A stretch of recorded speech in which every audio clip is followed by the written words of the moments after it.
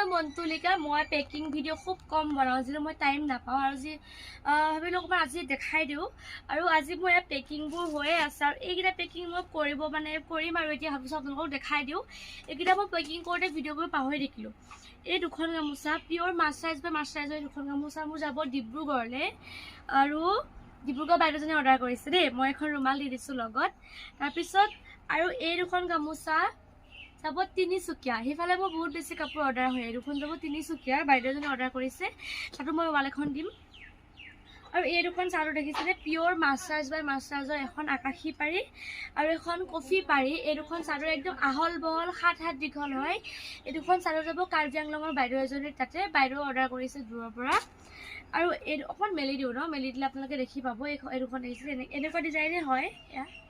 পিয়'ৰ মাছৰাইজ মাজত ডিজাইন থাকিব এনেকৈ আৰু এই দুখন চাদৰ মোৰ যাব কুকুৰাঝাৰ বাইদেউজনী অৰ্ডাৰ কৰিছে বাইদেউ আগতেও বহুত কিবা কিবি কাপোৰ লৈছে চাদৰখন মই মেলি দেখাইছোঁ অকণমান কি জানে একদম 7 হাত এক বেগেট দীঘল আছে